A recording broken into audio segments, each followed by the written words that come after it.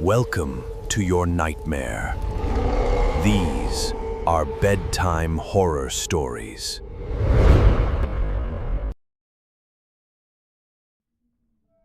America's turbulent past has left behind countless locations said to be haunted by those who lost their lives there.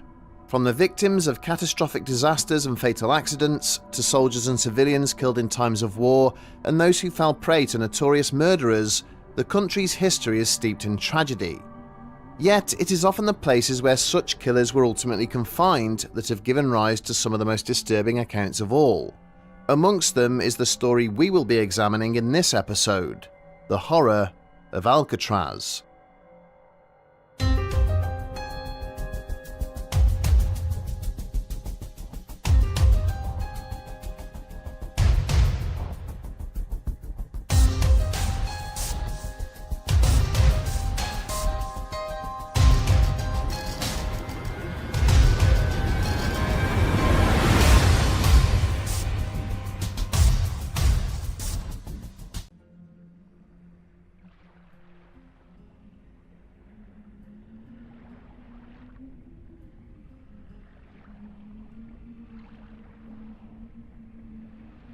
Situated in the center of San Francisco Bay, Alcatraz Island has a history that, in many ways, mirrors the broader social struggles of the United States itself.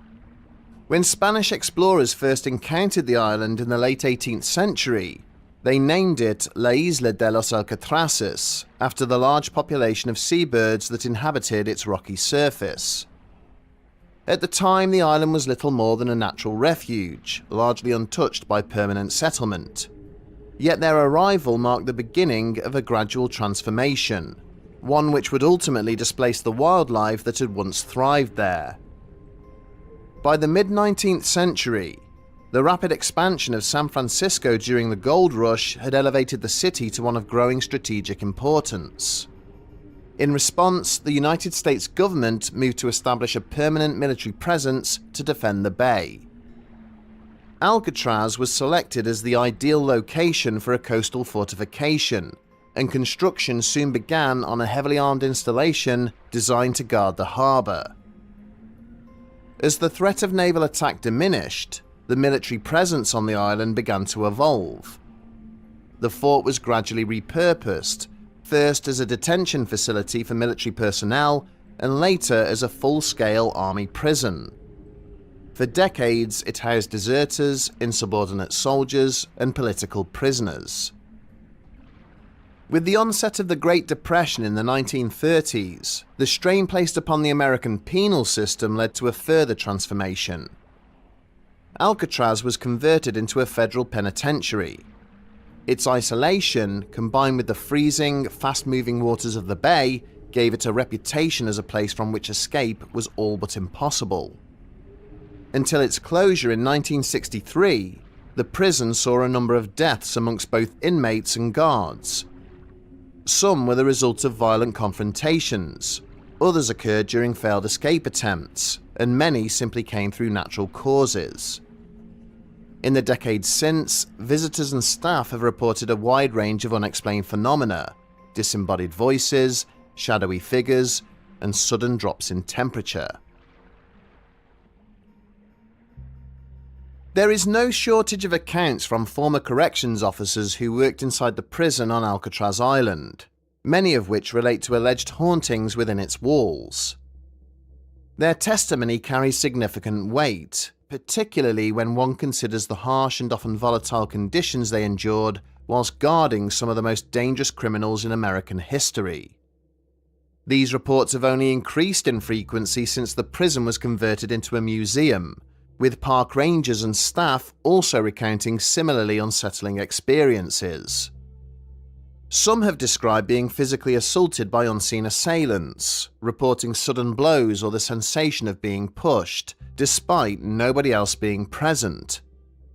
Others have claimed to witness furniture shifting position, or cell doors moving, seemingly of their own accord. There are also accounts of pained and agonizing cries echoing from within the former morgue, sounds that have prompted immediate investigation only for those responding to find the area completely empty. Visitors and staff alike have also described sightings of figures moving through the site in period clothing, only for them to vanish entirely when approached. Perhaps the most notable report of such activity comes from the prison's first civilian warden, James Johnston.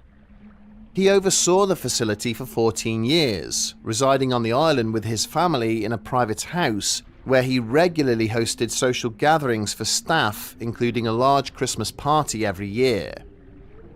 At one such gathering in the late 1940s, Johnston was moving amongst his guests when he was suddenly brought to a halt. A man had appeared in the room whom he did not recognize, and whose presence immediately stood out. The individual was dressed in worn and outdated work clothes, entirely different from the attire of the other guests, and he sported a distinctive mutton chop beard. As Johnston focused on the man, he became aware of a change in the atmosphere within the room. The temperature began to drop, creating a distinct chill in the air. A nearby stove began to falter and extinguish itself, and Johnston noticed his breath becoming faintly visible. Then, as Johnston took a step forward to speak, the figure abruptly vanished. There was no gradual fading or retreat, he simply ceased to exist where he had been standing. In the moments that followed, the chill dissipated, and those who had witnessed the event gathered to compare their recollections. It became apparent that their accounts were consistent, with multiple individuals describing the same figure and sequence of events. During the 1970s, an incident is said to have taken place involving a park ranger by the name of Dan Molesky, who ultimately resigned his post after only a few weeks of working at the site. Dan is reported as having been a former San Francisco Police Department officer who had applied for the ranger position not long after retiring from the force. In the short time he had worked on the island, his colleagues described him as funny and easygoing, someone who had made a strong first impression on those he had worked with. Then, one night, a series of frantic screams sounded out from deep within the facility's D-wing, bringing the rangers who were on duty nearby running to investigate. This wing had been used as an isolation block when the prison was operational, with difficult prisoners confined to the cells there for lengthy periods of time as punishment. The rangers soon found Dan curled up in the corner of one of the cells, screaming for his colleagues to come inside and help him, seemingly unable or unwilling to leave. Dan would later explain how he had been walking along the central corridor of D Block when he had heard an unexpected metallic sound coming from behind him. Turning his torchlight back along the rows of cell entrances, he had detected movement, which he then quickly illuminated with the beam. The torchlight revealed one of the barred metal cell doors apparently in the process of being closed again as though it had just swung open, accompanied by a soft metallic clanging noise. Confident that he was likely the victim of a prank from one of his new colleagues, the former police officer had called out how amusing he found the joke. He had then made his way back down to the cell in question, opening the door and stepping inside, shining his torch all around the small, confined room. He had expected to find one of the other rangers stood waiting there for him, perhaps with a mocking smile on his face at the conclusion of the prank. But to his bewilderment, the cell was exactly the same as all the others along the corridor, completely empty save for a cot and a toilet. Moments later, the same soft metallic clang sounded from behind him, and he turned his head to find that the cell door had once again apparently closed itself. A sudden chill began to creep down the ranger's spine, and he realized that any sense of warmth seemed to have vanished from inside the confined space. He had started to rub his hands together in an effort to retain their warmth, as his breath began to become visible in the dim torchlight. And then, suddenly, the torch that he had set down on the bed near to where he stood had moved slightly, subtly altering the path of the beam that issued forth from it. Looking down in amazement, Dan watched as a dark shape retracted itself from near the object and receded back into the shadows that covered the wall behind the torch. As if emboldened by his lack of reaction, the shape re-emerged from the darkness, and he realized he was looking at what presented as an arm. It reached out again past the torch towards him, and then a second arm, followed by a head and torso, began to detach themselves from the shadows at the same time. Backing away in horror, Dan finally let out a strangled scream as a dark humanoid shape forced itself free from the wall and began to move across the cell towards him. As more and more of the featureless black figure exposed itself, he yelled louder, again and again, each scream accompanied by the visible plume of his frozen breath. As the dark limbs slid past the torch, they knocked it from the cot and onto the floor, where the light flickered briefly before cutting out completely, plunging the cell into total darkness. In that moment, Dan could see only one thing: what appeared to be a pair of glowing red eyes fixed in the position where he had last seen the figure's head. In no time at all, the light of his colleagues' torches came flooding into the darkness through the narrow cell door, as the commotion brought the other rangers running.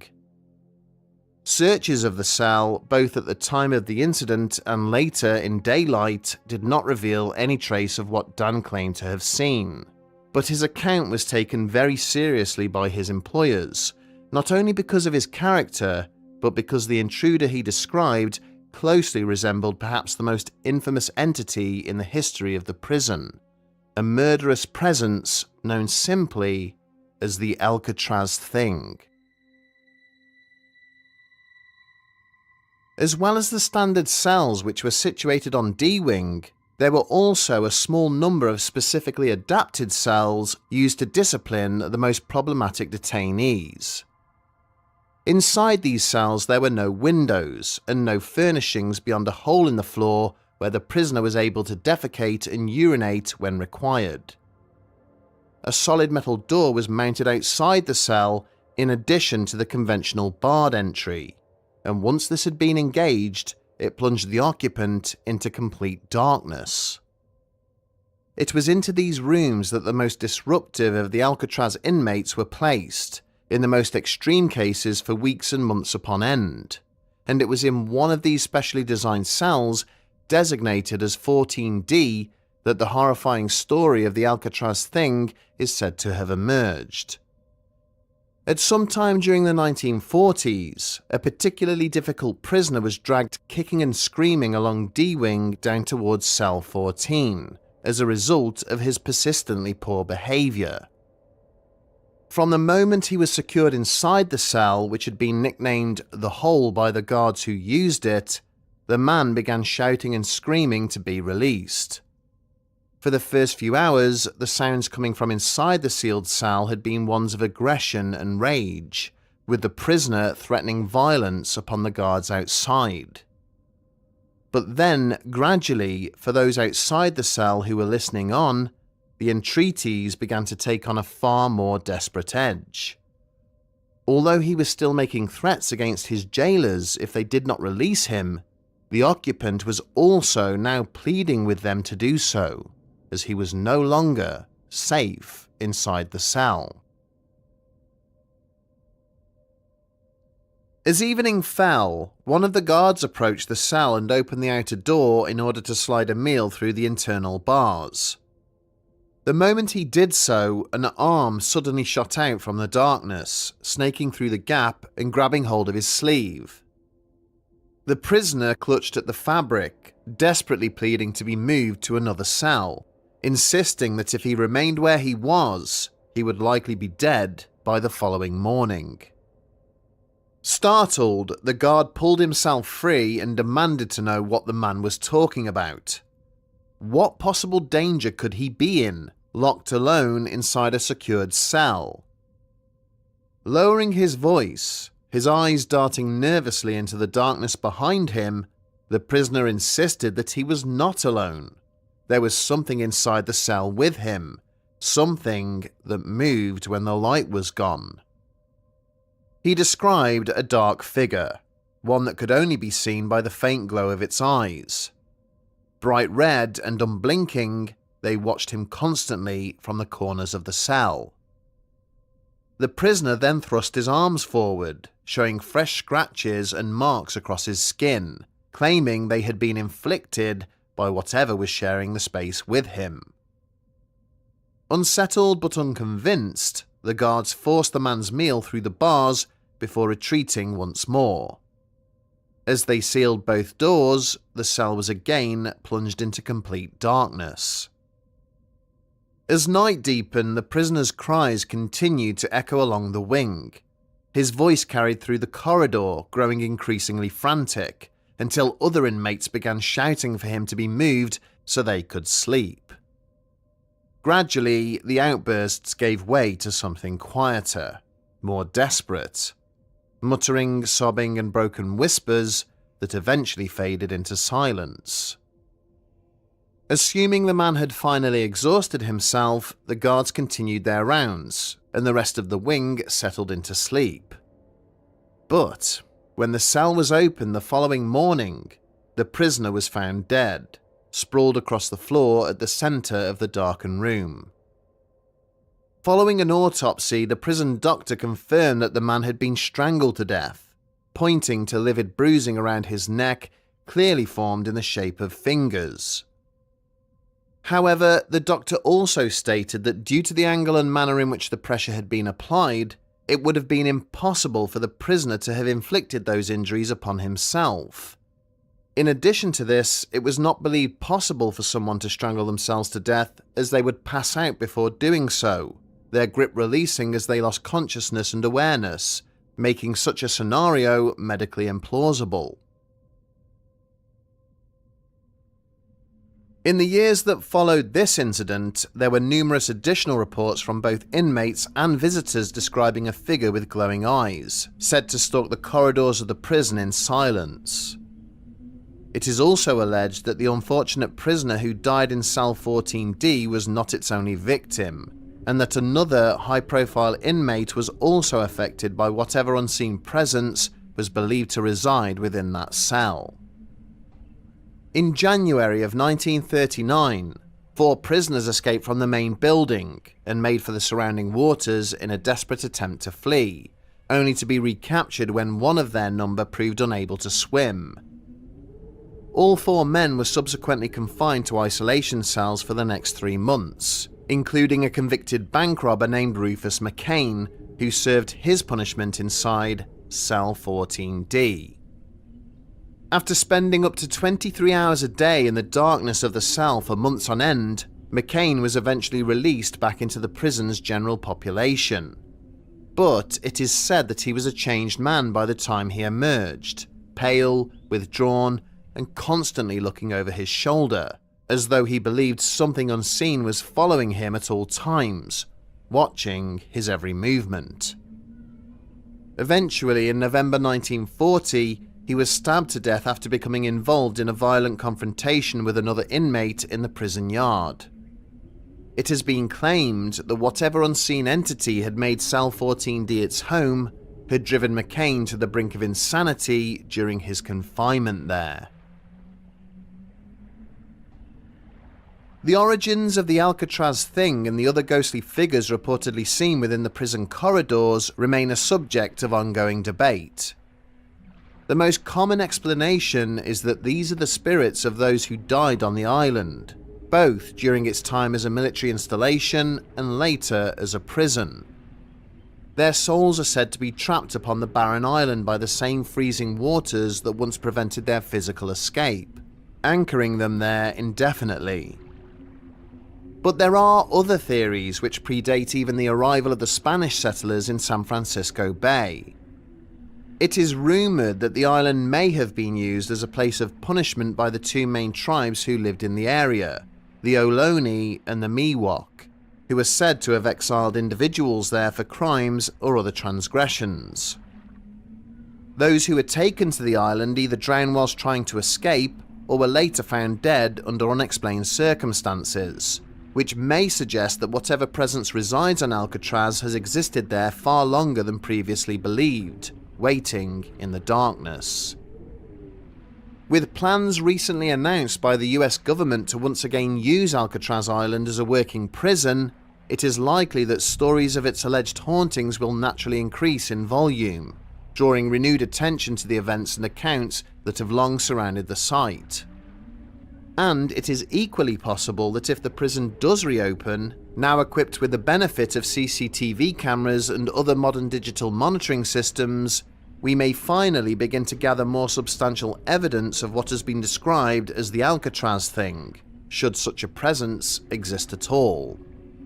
And perhaps, at last, we may be able to reach some form of conclusion as to whether it is something tied to the prisoners who once lived and died on the island itself, or something far older and far more sinister than has ever previously been understood.